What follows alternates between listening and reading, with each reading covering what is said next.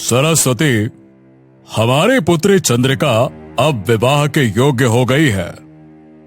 आप बिल्कुल सही कहते हैं। उसकी सुंदरता के चर्चे आसपास के राज्यों तक फैले हुए हैं। सरस्वती, हम अपनी पुत्री चंद्रिका की शादी एक सुंदर और वीर राजकुमार से करेंगे, और इतनी धूमधाम से करेंगे कि हमारी पुत्री के विवाह के समारोह को आने वाली नस्लें याद रखेंगी। मुझे लगता है कि एक बार हमें अपनी पुत्री से पूछ लेना चाहिए। हाँ? तुम कहना क्या चाहती हो? यही कि आखिर हमारी पुत्री राजकुमारी चंद्रिका किस राज्य में किस राजा से शादी करना चाहती है। तुम सही कह रही हो। हम अभी और इसी वक्त चंद्रिका से बात करते हैं। रुको। इतना बोलकर राजा वीरेंद्र चंद्रिका के कक्ष में चला गया और चंद्रिका की ओर देखकर बोला, हाँ तो बेटे चंद्रिका, देखो अब तुम विवाह के योग्य हो गई हो। अगर तुम्हारे मन में कोई राजकुमार बसा हो तो तुम हमें बेझिझक बता सकती हो। अपने पिता की बात सुनकर राजकुमारी चंद्रिका शर्माती हुई बोली, पिताजी, आप जिससे मेरा विवाह तय करेंगे मैं उसी के साथ विवाह करूंगी, परंतु मेरी एक शर्त है। शर्त? कैसी शर्त? पिताजी, मैं विवाह उसी के साथ करूंगी जिसने विचित्र पीली नगरी को अपनी आंखों से देखा हो। ये सुनकर राजा पूरी तरह आश्चर्य में पड़ गए। ये तुम कैसी बात कर रही हो राजकुमारी चंद्रिका? इस तरह की नगरी के बारे में तो आज तक हमने कभी नहीं सुना। पिताजी, पिछले कुछ समय से मैं अपने सपने में एक विचित्र पीली नगरी को देख रही हूँ, जो बहुत सुंदर नगरी है। जब भी सपने में मैं अपने आप को पीली नगरी में पाती हूँ तो मुझे वो सपना बिल्कुल वास्तविक लगता है, और मुझे विश्वास है कि इस तरह की पीली नगरी इस दुनिया में कहीं तो जरूर है। देखो बेटा, मैं तुम्हारे सपने का सम्मान करता हूँ, परंतु इस तरह की नगरी इस संसार में नहीं हुई तो क्या तुम कभी विवाह नहीं करोगी? अपने पिता की बात सुनकर राजकुमारी चंद्रिका अटल अंदाज में बोली, नहीं पिताजी, तो फिर मैं विवाह नहीं करूंगी। मैं विवाह केवल उसी व्यक्ति से करूंगी जिसने विचित्र पीली नगरी को देखा हो, फिर चाहे वो राजकुमार हो या फिर कोई आम नागरिक। अपनी पुत्री की बात सुनकर राजा वीरेंद्र उसके कक्ष से बाहर आ गए। वो जानते थे कि उनकी पुत्री राजकुमारी चंद्रिका बहुत ही जिद्दी किस्म की थी। राजा तुरंत मंत्री सौरभ सिंह के पास जाकर उसे सारी घटना बताते हुए बोले, तुम जानते हो मंत्री कि राजकुमारी कितने जिद्दी है। इस बात को तो मैं क्या, पूरा राज्य जानता है महाराज। जाओ, जाकर आसपास के राज्यों में ऐलान करवा दो और हमारे राज्य के आम नागरिकों में भी ऐलान करवा दो कि जिसने भी विचित्र पीली नगरी को अपनी आंखों से देखा हो वो सीधे हमारे महल में आ जाए। हम अपनी पुत्री चंद्रिका का विवाह उस व्यक्ति से करवा देंगे। जाओ, ऐलान करवा दो। आप कैसी बात कर रहे हैं महाराज? राजकुमारी चंद्रिका की शर्त बड़ी ही बेतुकी है। अपनी जबान पे लगाम दो मंत्री। तुम अच्छी तरह से जानते हो कि मेरी पत्नी की वर्षों से संतान नहीं हुई थी। राजकुमारी चंद्रिका को एक साधु ने हमें भेंट स्वरूप दिया था। जब राजकुमारी छोटी थी तब से हमने उनकी हर जिद पूरी की है। हम उसकी ये जिद भी पूरी करेंगे। हम उसकी आंखों में आंसू नहीं देख सकते, समझ गए? हमने जो कहा है वो करो, बस। राजा वीरेंद्र का आदेश सुनकर मंत्री सौरभ सिंह ने ऐसा ही किया। कुछ ही दिनों में ये खबर आसपास के राज्यों में जंगल की आग की तरह फैल गई। मगर सभी राजकुमारों ने विचित्र पीली नगरी के नाम से अपने हाथ खड़े कर लिए क्योंकि उन सब ने उस नगरी को देखना तो बहुत दूर की बात है, उस नगरी का कभी नाम तक नहीं सुना था। राजा वीरेंद्र के राज्य में ये चर्चा जोरों शोरों पर थी। विष्णुगढ़ राज्य में ही रोहन नाम का एक सुंदर नौजवान व्यापारी रहा करता था।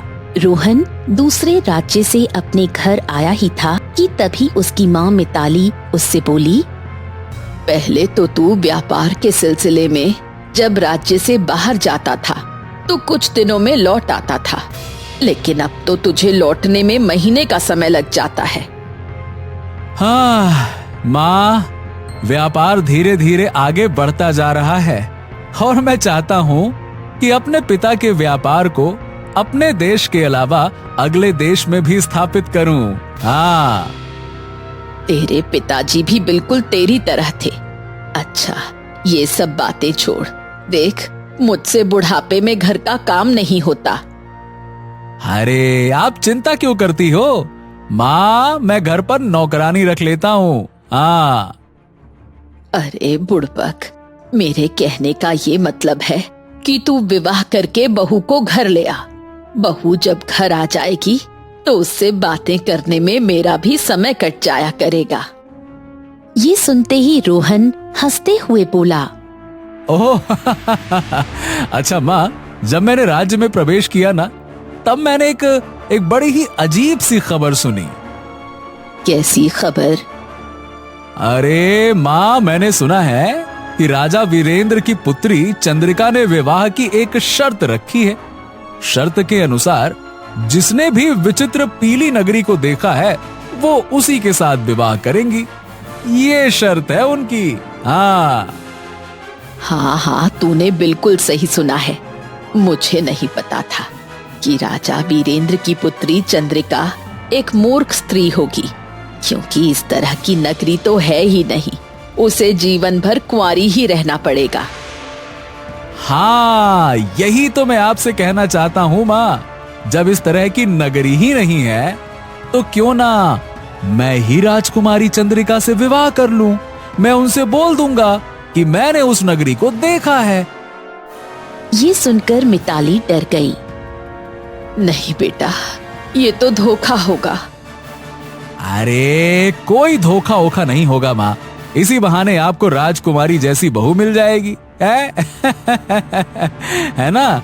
और वैसे भी मैंने उनकी सुंदरता के चर्चे बहुत सुने हैं। हाँ, बड़ी सुंदर है वो। अगले दिन रोहन राजमहल में पहुंचकर एक सैनिक से बोला, सुनो, महाराज वीरेंद्र से जाकर कहो मैंने उस विचित्र पीली नगरी को देखा है। जाओ, जाकर कह दो। ये सुनकर सैनिक बुरी तरह से आश्चर्य में पड़ गया और दौड़ता हुआ राजा के पास जाकर बोला, महाराज की जय हो। महाराज, महल के बाहर एक सुंदर युवक खड़ा हुआ है। वो कह रहा है कि उसने विचित्र पीली नगरी को देखा है महाराज। ये सुनकर राजा वीरेंद्र और उसकी पुत्री चंद्रिका बुरी तरह से चौंक पड़े। राजा सैनिक से बोले, हैं? ठीक है, जाओ उस युवक को तुरंत यहाँ पर लेकर आओ। जाओ। कुछ देर में रोहन राजा वीरेंद्र और राजकुमारी चंद्रिका के सामने खड़ा हुआ था। राजकुमारी रोहन की ओर देखकर बोली, क्या तुमने वास्तव में विचित्र पीली नगरी को देखा है? हाँ राजकुमारी, मैंने उस नगरी को अपनी आंखों से देखा है। तो मुझे बताओ, उस नगरी का द्वार किस रंग का है? राजकुमारी, उस नगरी का द्वार पीले रंग का है और वहां आसपास पीले रंग की किरणें फैली रहती हैं। बड़ी ही सुंदर नगरी है ये सुनकर राजकुमारी चंद्रिका बुरी तरह से क्रोधित होती हुई बोली, तुम झूठे और मक्कार हो। विचित्र पीली नगरी ऐसी नहीं है, और सच तो ये है कि उसका कोई द्वार ही नहीं है। ये सुनकर राजा वीरेंद्र बुरी तरह से क्रोधित होकर अपने सैनिकों को देखकर बोले, इस झूठे मक्कार को धक्के देकर बाहर फेंक दो। ले जाओ इसे। सैनिकों ने तुरंत रोहन को महल से बाहर फेंक दिया।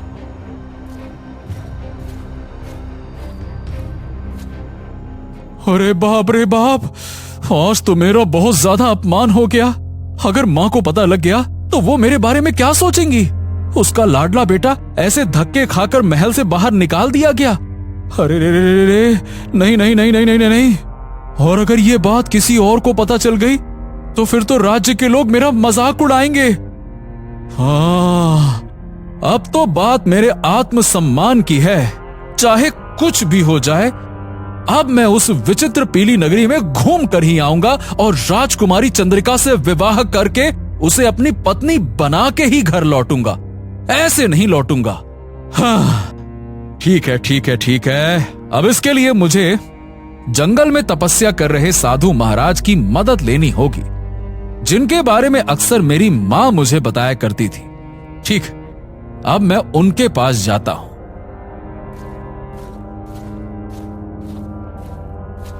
इतना बोलकर रोहन अपने घोड़े पर बैठकर घने जंगल की ओर निकल पड़ा।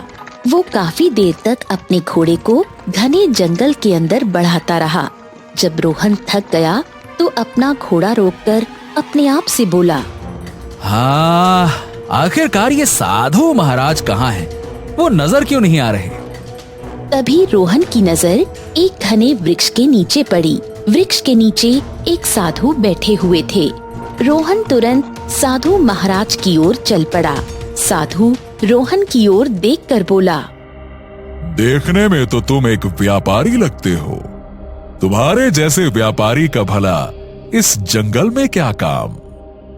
रोहन सारी घटना बताते हुए साधु से बोला, साधु महाराज, मुझे बस विचित्र पीली नगरी का पता लगाना है। आप मेरी सहायता कीजिए। किसी भी तरह से बस मुझे बताइए कि ये विचित्र नगरी है कहाँ। रोहन की बात सुनकर साधु पूरी तरह से चौंकता हुआ बोला, इस जंगल के अंदर एक मायावी जंगल है। कहते हैं कि उस जंगल में मायावी प्राणी रहते हैं जो इंसानों की आवाज में बात करते हैं। उस जंगल में साधु का वास है। अगर कोई उस नगरी का पता बता सकता है तो वो केवल वही साधु महाराज बता सकते हैं। लेकिन मैं तुम्हें एक बात बता दूं, उस मायावी जंगल में आज तक कोई भी गया है तो वो जीवित बचकर वापस नहीं आया। हाँ, अब बात मेरे आत्मसम्मान की है साधु महाराज। मैं अपने आत्मसम्मान के लिए कोई भी खतरा मोल लेने को तैयार हूं। अगर मुझे पीली नगरी का पता उस मायावी जंगल में पता लगता है तो ठीक है, मैं अपनी जान जोखिम में डालकर वहां जाऊंगा। आपका बहुत बहुत धन्यवाद साधु जी। अब मैं जा रहा हूं। इतना बोलकर रोहन अपने घोड़े पर बैठकर मायावी जंगल की ओर चल दिया। रोहन शाम तक अपना घोड़ा दौड़ाता रहा।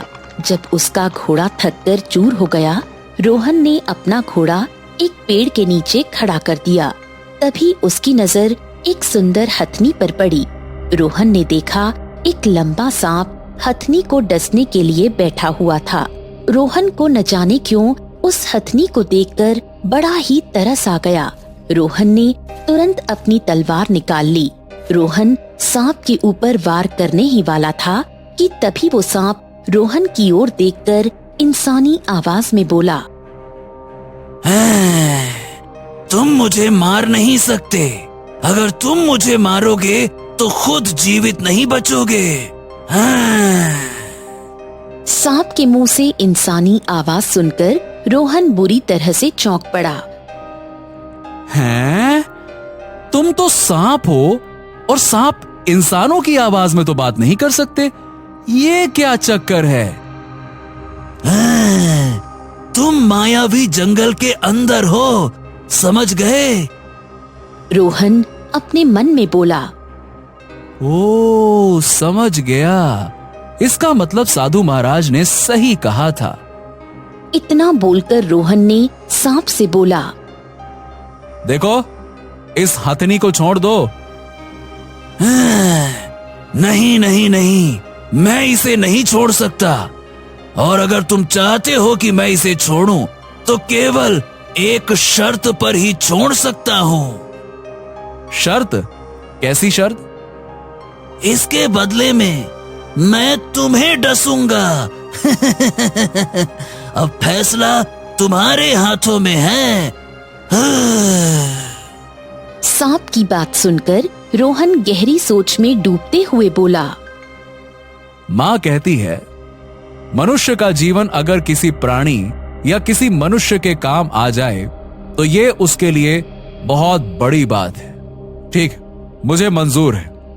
रोहन ने इतना कहा ही था कि तभी रंग बिरंगी किरणों के साथ वो सांप एक साधु में परिवर्तित हो गया।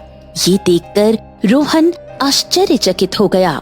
साधु रोहन की ओर देखकर बोला, न जाने कितने मनुष्य यहाँ पर आए और इस परीक्षा में कभी सफल नहीं हो पाए और मौत की गोद में समा गए। तुम पहले मनुष्य हो, हाँ, जो इस परीक्षा में पास हुए हो। बोलो युवक, यहाँ पर क्यों आए हो? रोहन साधु महाराज को सारी घटना बताते हुए बोला, महाराज, मुझे उस विचित्र पीली नगरी का पता जानना है। साधु रहस्यमयी अंदाज में रोहन की ओर देखते हुए बोला, ये मायावी जंगल है। तुम इस जंगल के अंदर जाओ, तुम अपनी सही जगह पर पहुंच जाओगे। परंतु एक बात याद रखना, अपने कदम बहुत संभाल के रखना। यहाँ की जमीन कब नदी बन जाए और कब नदी जमीन बन जाए, कुछ भी पता नहीं होता। पर हाँ, तुम्हें यहाँ से अपना सफर पैदल ही तय करना पड़ेगा। तुम्हारा घोड़ा इससे आगे नहीं जा पाएगा। हाँ, मेरा आशीर्वाद तुम्हारे साथ है। तथास्तु। रोहन साधु का आशीर्वाद लेकर पैदल ही यात्रा की ओर चल पड़ा। रोहन जंगल में चल ही रहा था कि अचानक वो डूबने लगा। रोहन बुरी तरह घबराते हुए अपने आप से बोला, हाँ हाँ, अरे अरे, ये क्या कहोगे? ये क्या हो रहा है? मैं कैसे डूब सकता हूँ? हाँ, ये क्या हो रहा है? रोहन ने अपनी नजर जैसे ही जमीन पर दौड़ाई तो उसने देखा कि वो एक नदी के ऊपर था।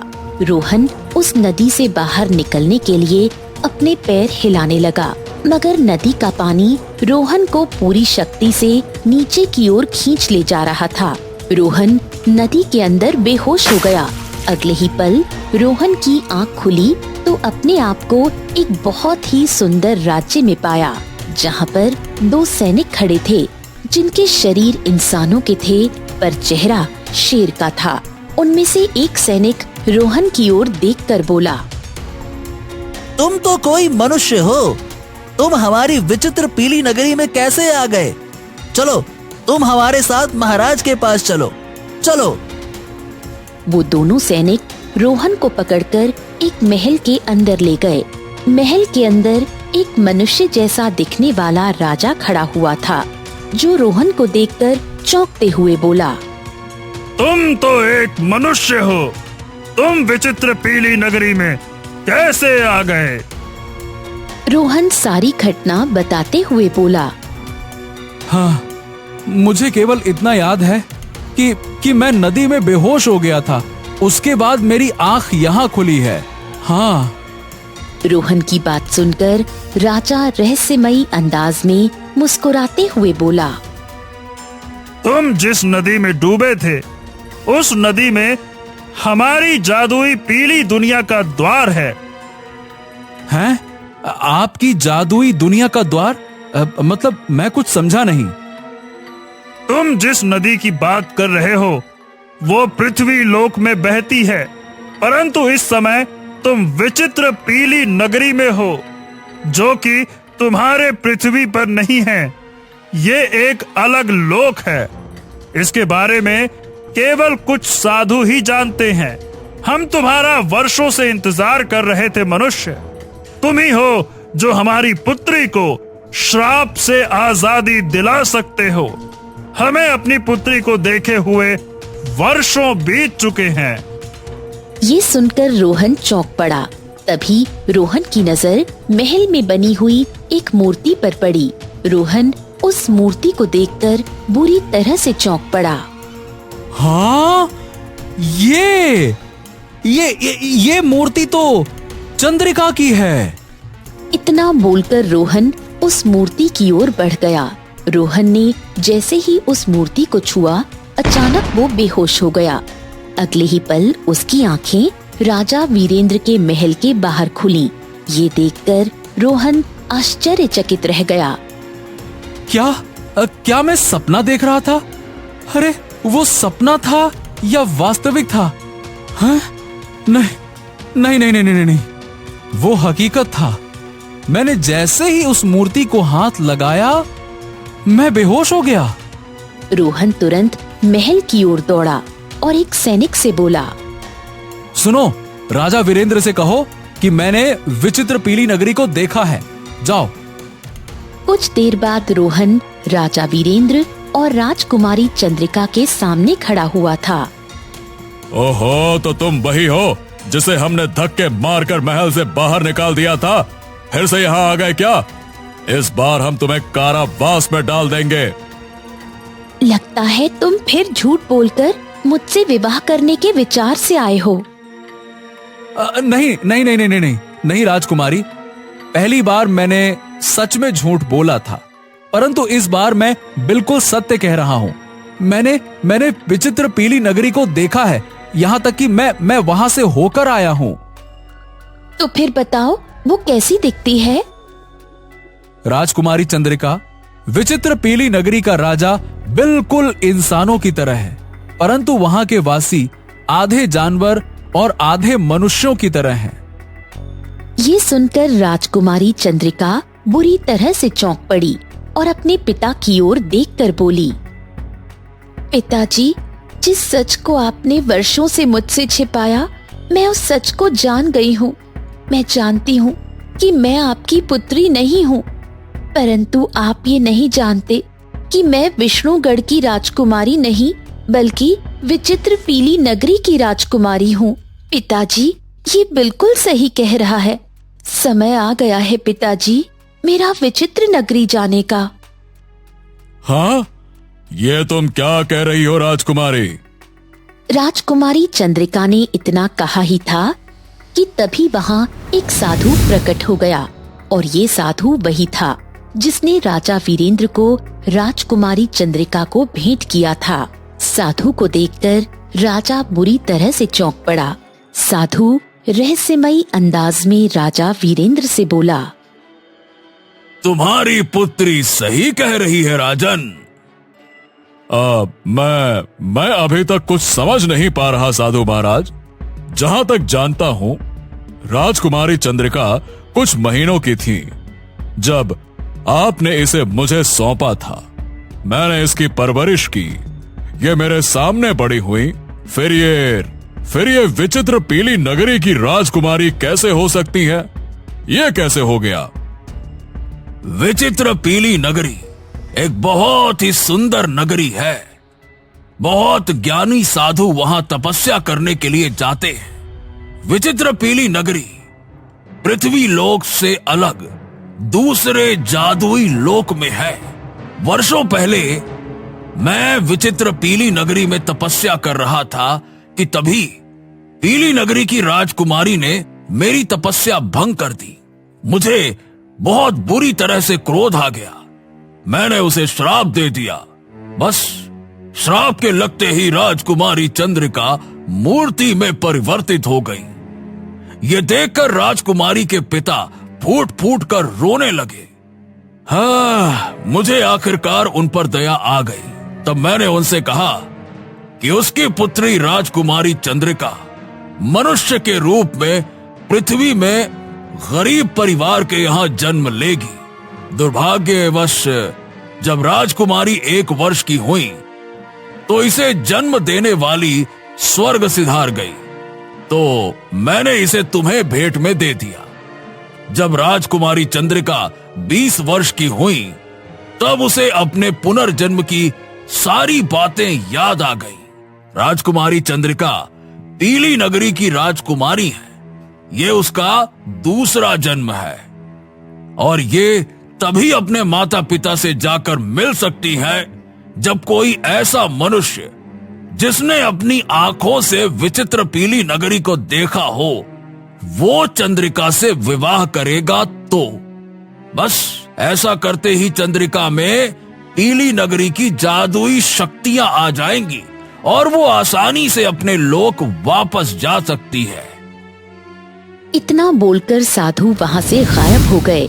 फिर राजा वीरेंद्र ने राजकुमारी चंद्रिका का विवाह धूमधाम से रोहन के साथ संपन्न कर दिया और रोते हुए अपनी पुत्री चंद्रिका की ओर देखकर बोला, राजकुमारी, राजकुमारी, तुम्हें तुम्हारे पुराने जन्म की बातें याद आ गई है।